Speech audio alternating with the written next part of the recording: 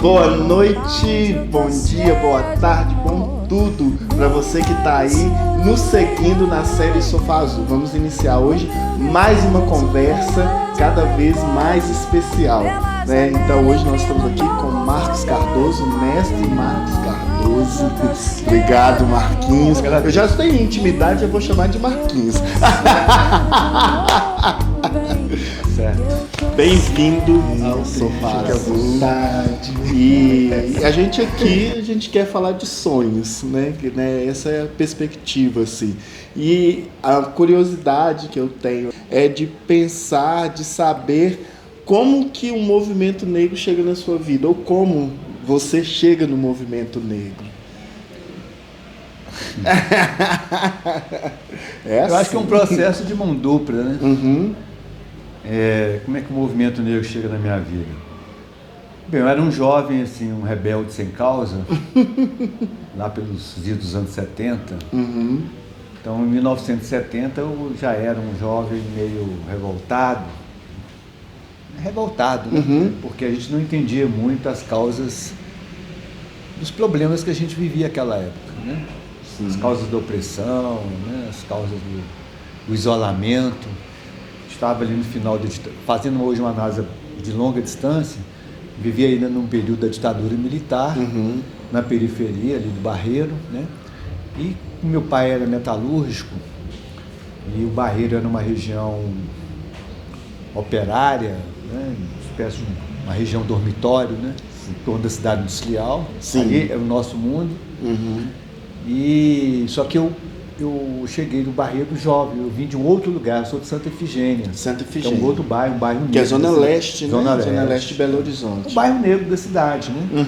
As pessoas de Santa Efigênia foram praticamente, os negros de Santa Efigênia foram praticamente expulsos para outras regiões da cidade.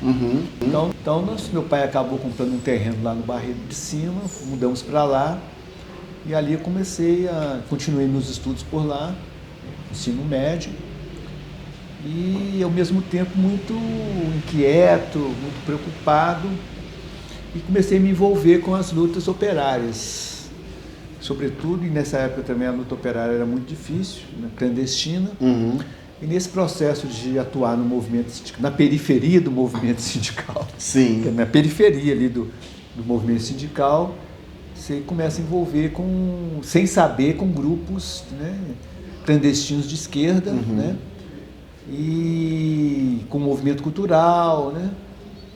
E a partir daquele momento, então, eu tive acesso a um jornal da esquerda, um jornal também que não circulava muito, que é o jornal Versus, de um coletivo de esquerda, que eu também não sei o nome.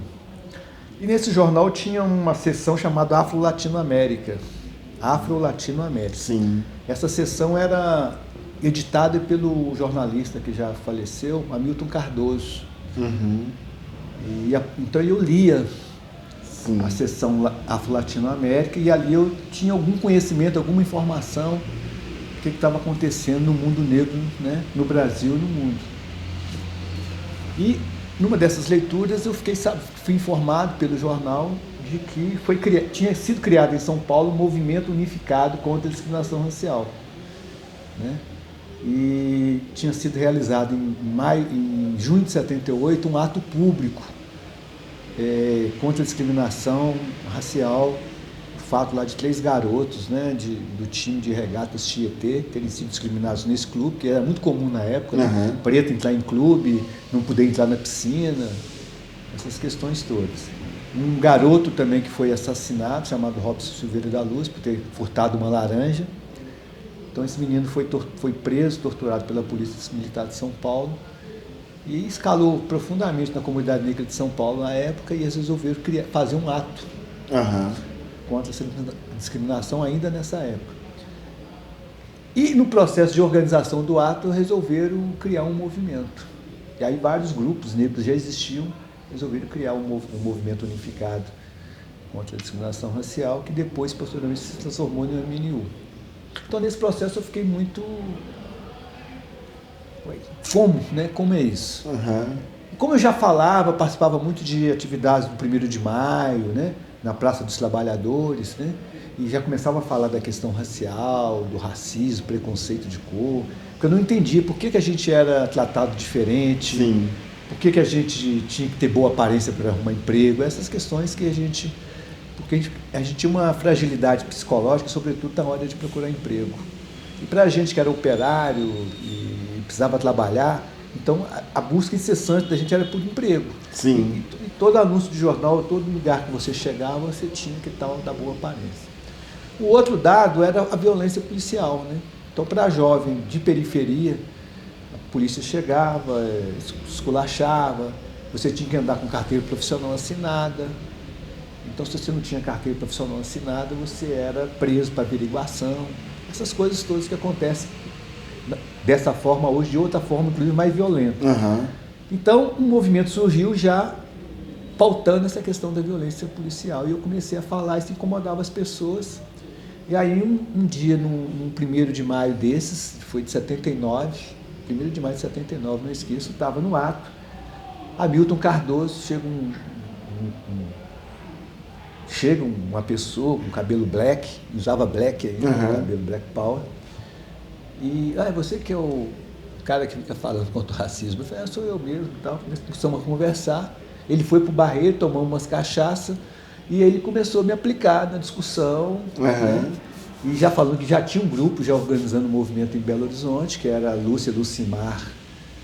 Lúcia e Lucimar era um casal, né? 2 advogados, acho que não sei se é Helder Pacheco, que é companheiro da Denise Pacheco também, e Cluma Thompson. Cluma Thompson. Eu falei, não, eu quero conhecer, e vou. Ele falou o dia da reunião e eu fui. E eles já estavam organizando a primeira semana do Negro na Fafiche, em maio de 79. Então, isso foi no 1º de maio. E Hamilton deixou comigo uns livros do Abdias Nascimento. Sim. O Genocídio do Negro Brasileiro. Sim. Você viu que eu li em 79, para vender. E aí eu peguei os livros, comecei a vender. E li. Eu falei assim, como eu já estava um pouco envolvida com a esquerda, sobretudo os trotskistas, tinha uma edição que chamava Programa de Transição. Eu falei, esse é o meu PT, meu Programa de Transição. E li, e achei aquilo maravilhoso, e esse aqui é uma proposta, e enfiei de cabeça, e estou até hoje. Então, esse foi o processo do dia. Até fiz esse depoimento para o Flávio Carrança, lá de São Paulo, que estava contando a história de Hamilton Cardoso. E aí eu considero o Hamilton Cardoso como o meu mais velho, assim, no sentido de meu guru, meu mestre, né? Além de ser um homem muito brilhante, um militante, um jornalista,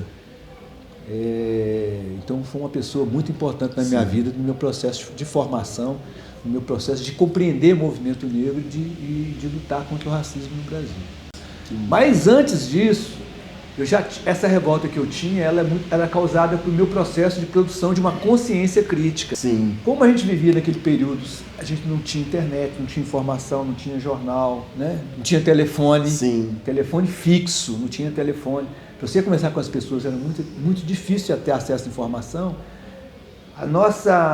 A reflexão vinha muito pela música popular, né? Sobretudo pela música popular brasileira. A música popular brasileira, chamada música popular ou música preta brasileira, foi além de ser uma válvula de escape, né? Que a gente se encontrava para ouvir música, tomar uma cerveja, tomar uma cachaça, nessa época, e começar a falar da vida e falar das questões. Então a gente começou a se organizar grupos de amigos por afinidade a partir de discussão, a partir da música. Então, os temas das músicas a gente trazia para essas conversas, né, informais, e aquilo foi produzindo, parece que foi produzindo não só a revolta, a indignação, mas também o processo de consciência crítica. Então, eu acho que foi isso o meu processo. E aí, para me encontrar com o movimento social, foi tranquilo, pulo, né? Estava faltando.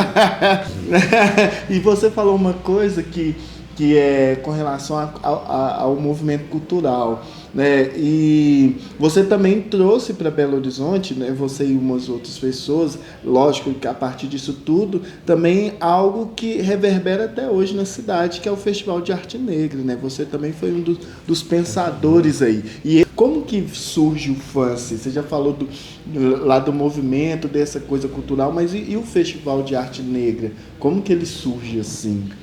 Então, Isso é importante, assim, eu entro no movimento ali para os anos 79, a gente vai militando, Sim. Depois tem todo um processo que foi a Constituinte de 88, fizemos uma grande mobilização no Brasil e puxamos a primeira marcha, as marchas, né, contra a abolição as comemorações da abolição da escravatura.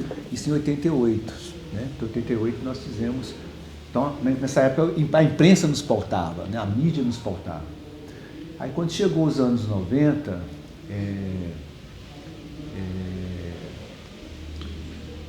nós, aqui, aí já atuando em Belo Horizonte, né, já mais localizado no Barreiro, nós começamos um movimento aqui na cidade chamado Entreposto Cultural, que é onde que está o CRJ hoje. Regamos uma lona ali. Então, a minha imersão na cultura da cidade veio por aí. Quer dizer, eu já tenho um pé na cultura porque a cultura foi sempre fundamental, sobretudo no campo da musicalidade, na produção dessa verbe crítica e tal, né? A partir da música. Sim. E no Entreposto nós fizemos uma série de eventos que a gente queria transformar aquilo ali num espaço, né, cultural, naquela época.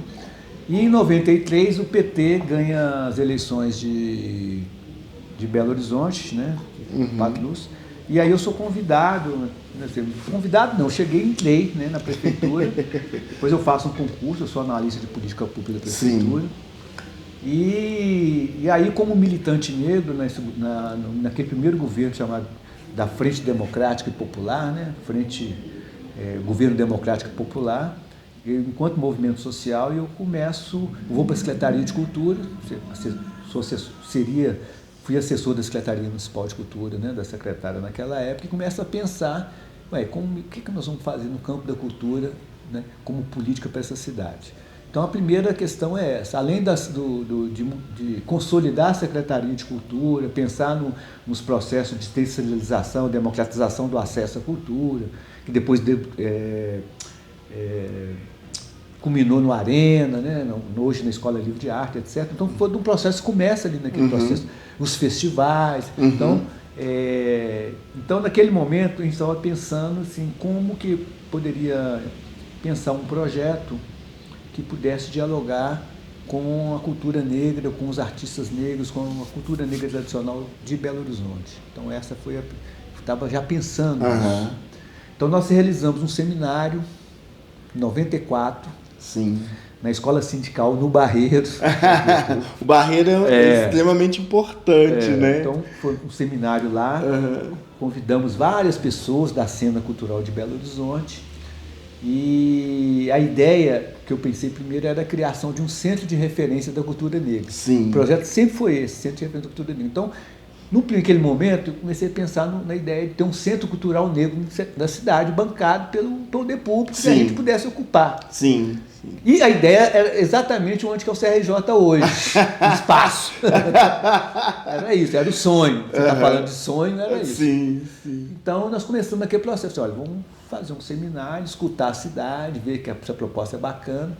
Então, era essa a ideia. Isso no final de novembro, Semana da Consciência Negra de 94. E aí, nesse processo, Gil Amanso, Ricardo Aleixo, Tizumba, outras pessoas, o Gil solta a ideia de pensar nos corredores da secretaria. O Gil também acho que é assessor da Secretaria Municipal de Cultura. E por que não um festival de arte negra? Eu falei, por que não? Né? E aí, nesse processo, a gente já estava imaginando a ideia do Centro de Referência da Cultura Negra. Surgiu a ideia de desenvolver um projeto que foi os 300 anos de Zumbi dos Palmares. Então, no processo, reelaboramos um projeto especial da prefeitura que chama 300 anos de Zumbi. E dentro desse projeto grande, né, um projeto enorme, né, nós tínhamos 4 grandes eixos nesse projeto. Um eixo que era memória e patrimônio, que redundou no tombamento da Irmandade do Rosário de Jatobá e no Ilê Opojucã, no Arão Reis, né? Um do Congado e outro do Candomblé. Para ambos nós criamos uma comissão, né? No caso do Candomblé, uma comissão dos mais velhos do Candomblé, né? um grupo técnico de pesquisa, com estagiários e tal, coordenados pelos babadorixás e alorixás que participaram daquele momento. E no caso do Congado, chamamos a Federação Espírito Federação dos Congradeiros de Minas Gerais, e também a Leda, né? Porque chegamos à conclusão que a Irmandade de Jatobá era mais antiga do que a própria cidade de Belo Horizonte. Sim. Um outro projeto que era um ciclo de reflexões, né? Minha Terra tem Palmares, que foi prática coordenado por Ricardo Aleixo, né? Um festival de arte negra e a criação do Centro de Referência da Cultura Negra. Mas desses quatro eixos, um festival que mais, né, chama atenção, porque, né, que mais traz retorno, né? Sim. Então as pessoas focaram muito no festival e esqueceram o Centro de Referência da Cultura Negra. E o festival também tomou muito mais corpo nesse processo de discussão. Então, em 95, o movimento negro brasileiro, todo envolvido com a construção da Marcha a Brasília, né, dos 300 anos, foi uma marcha maravilhosa, tem mais de 30 mil pessoas, não era greve, não era nada, não tinha dinheiro, né? Só de Belo Horizonte nós levamos 80 ônibus na época para Brasília, no governo Fernando Henrique, e foi muita gente, foi uma marcha, um dos maiores momentos, né, da luta negra no Brasil, que de uma certa maneira conseguimos massa, né? Massa, né? Assim, 30 mil pessoas de vários lugares do Brasil, puxado por essa militância no Brasil inteiro, e pelas organizações negras daquele momento, especialmente o Movimento Negro Unificado. Então, como eu era também do movimento, o negro estava envolvido. Então eu tinha um trabalho no Estado, na Prefeitura, e ao mesmo tempo continuava a militância, coordenando a marcha aqui, coordenando o projeto, FAM, tudo isso. E aí criamos uma comissão para poder organizar o festival. E começamos a pensar o festival, que naquele momento a ideia da gente é transformar Belo Horizonte na capital nacional e internacional da cultura negra. Trazer artistas da cena negra, da cultura negra contemporânea, e que pudesse também dialogar com a cultura, com a tradição cultural, com as culturas tradicionais. É tanto que o festival era uma ideia de trabalhar tradição e modernidade. Então, com os artistas que a gente tinha aqui, alguns, nós começamos a desenvolver essas conversas, esses diálogos, fomos para as regionais, conversar com os grupos, mas a ideia é isso mesmo, naquele momento era potencializar e produzir visibilidade, que aqui em Belo Horizonte também se tinha uma cultura negra potente e era muito potente, e era importante produzir essa visibilidade. E passou esse tempo todo, mas na época a gente tinha essa dimensão internacional, né? Então foi um projeto grande, maravilhoso, deu muito trabalho, muito desafiador, a gente não estava acostumado a fazer produção cultural dessa monta, né? Não estávamos acostumados, nem Belo Horizonte, né? Isso surpreendeu muito a cidade, teve um impacto muito grande na cidade, sobretudo no poder público da época, né? Impactou, trouxe muitos problemas, né? Muitos problemas, que até hoje a gente paga o preço desses problemas. O certo é que o FAM ficou na cidade, ficou na memória das pessoas, né? Outros atores entraram em cena, né? Nesse processo e acabou constituindo aí no campo da política pública um projeto interessante que está na agenda cultural da cidade, né? Então eu acho que o legado desse processo foi o FAM se transformar está na agenda pública dos eventos da cidade, né? Talvez Belo Horizonte tenha sido o único lugar que a arte negra comprou o debate político em torno do tricentenário do Zumbi. No Brasil inteiro, quantas pessoas foram para a rua também, né? Marchar, protestar, manifestar e exigir políticas públicas, né? Na luta contra o racismo, sobretudo protagonizado pela militância mais política, né? Em Belo Horizonte eu sinto que a arte negra, a cultura negra foi talvez seja o único lugar do Brasil que os artistas e a arte negra se manifestou através do processo cultural, através sobretudo do festival. Então eu acho que o festival, o fato de você ter nos 300 anos de Zumbi um festival de arte negra vinculado, fazendo referência aos 300 anos da imortalidade do Zumbi, acho que foi uma coisa inédita no Brasil, né? Eu até escrevi isso no meu texto lá, que vai ser publicado agora pela revista Tangerê, falando do FAM. Então eu acho que isso foi importante. E talvez no Brasil tenha pouco perdido essa conexão entre o movimento, a movimentação política e a movimentação no campo mais da arte, né? No movimento da cultura. É claro que a cultura engloba tudo isso, mas assim, a arte especificamente, esse diálogo sempre foi uma coisa meio complicada. Sim. Então o que eu imagino? Naquela época eu sempre pensei isso, que a comunidade negra, a população negra tem suas formas organizativas próprias. Uhum. Por exemplo, o candomblé tem uma forma de organização, o samba, né? Sim. As culturas de maneira, a capoeira, tradicional. E as outras artes não têm uma forma organizativa própria, por exemplo, assentada na tradição, assim, né? Então eu posso pensar, por mais que eu possa pensar o carnaval de escola de samba, o carnaval de rua, como uma grande ópera negra na rua, do ponto de vista cultural, mas não existe uma organização negra que organiza o carnaval, mas não leva o bônus por isso. Sim. Então essas ligas estão sempre brancos, por exemplo, dirigindo, e o dinheiro nunca está, a gente nunca controla esse dinheiro. Então esse é um dado. No caso da cultura negra, da mesma forma, né? Então, o que eu vejo de lá para cá é exatamente esse hiato, esse fazer cultural que é apropriado, entra no mercado, mas o controle dessa economia não está nas nossas mãos. Daí a importância também da política. Então, eu acho que esse é um debate importante. Mas o que eu vejo no caso de Belo Horizonte, no caso do fã, mais especificamente, é que o fã, durante esse tempo, em alguns momentos mais ou menos, ele foi perdendo essa dimensão internacional do mundo, esse diálogo com o mundo que ele se propunha fazer lá atrás. Então essa programação, então ele está muito mais, do ponto de vista, isso reflete a programação, pegar a programação, ele está muito focado na cidade, está muito com a programação da cidade, com menos conexão a nível nacional e com o mundo.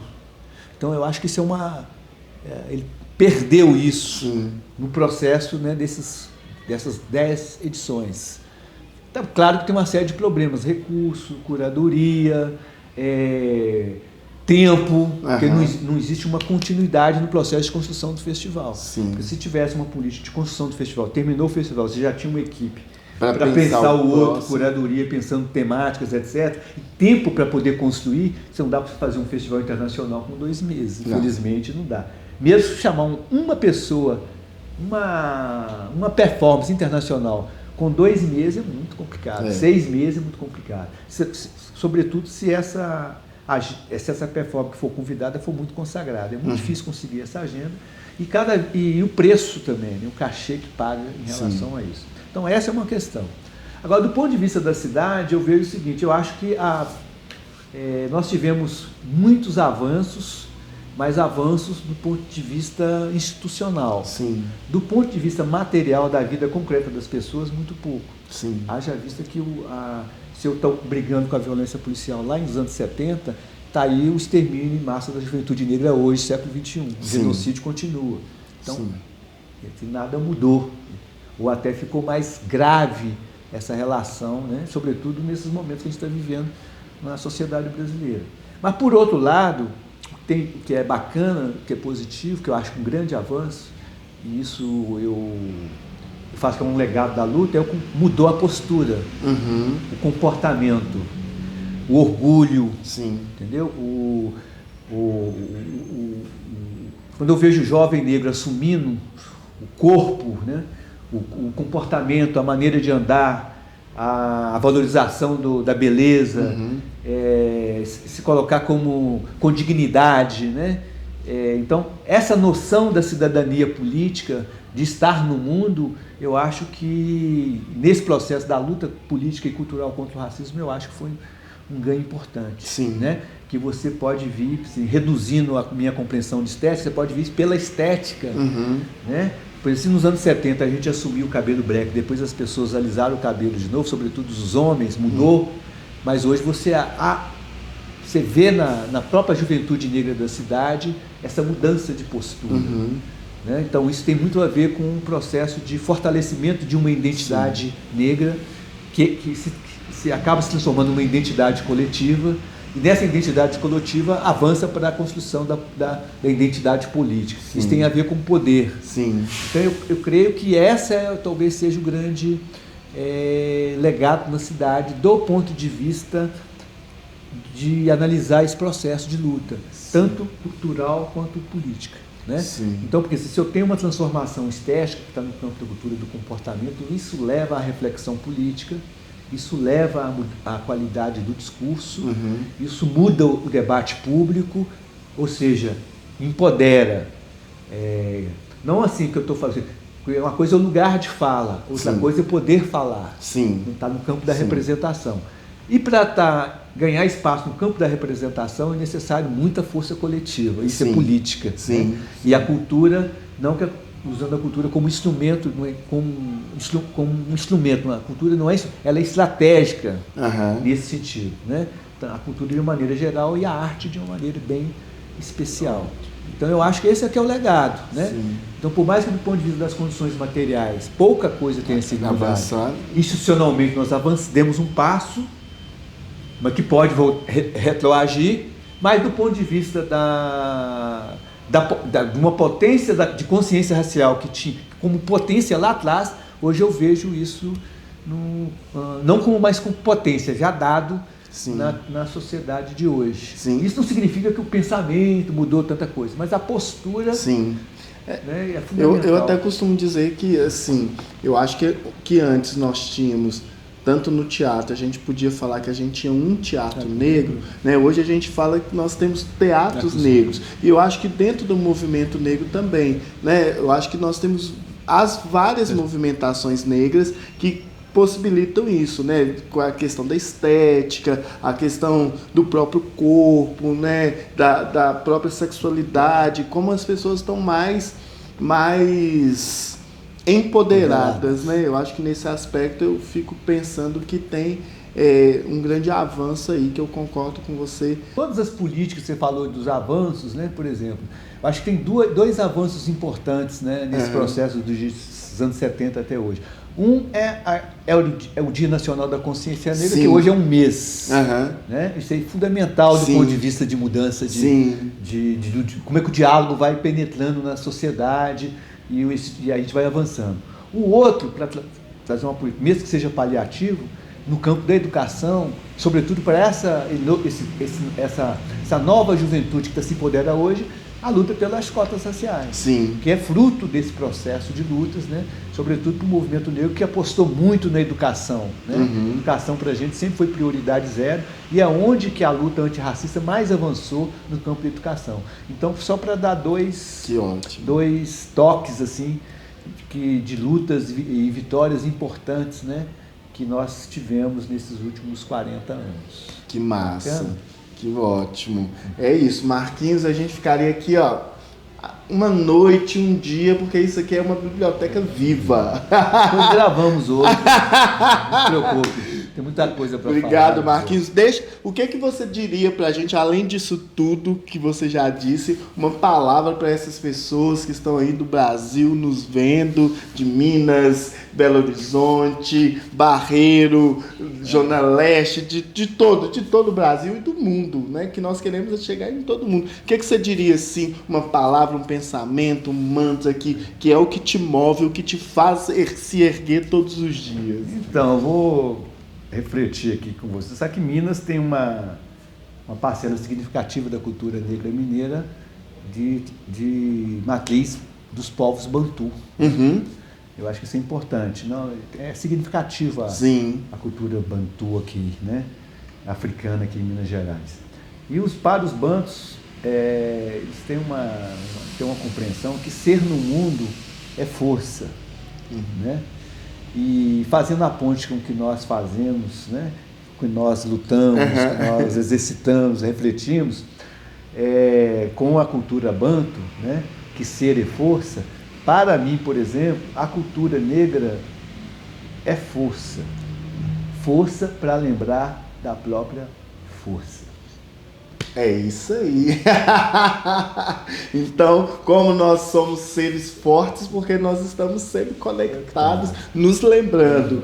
Para você aí, um bom dia, uma boa tarde, uma boa noite, um bom tudo. E mais uma vez, obrigado por estar aí assistindo a gente e aqui com Marcos Cardoso, esse mestre. Não é mestre só porque a academia falou, não, porque isso é um mestre que nos ensina diariamente. Obrigado, Marquinhos. Obrigado, Brasil. Obrigado, Sofá Azul. Obrigado, Ana. Obrigado, Luiz. É isso. Tempo breve. A solidão vem me dar um cheiro, vem, menino, vem. O meu desejo é te rever de verdade. Pela janela eu grito, tô com saudade. Mata minha vontade, eu tô cheia de amor.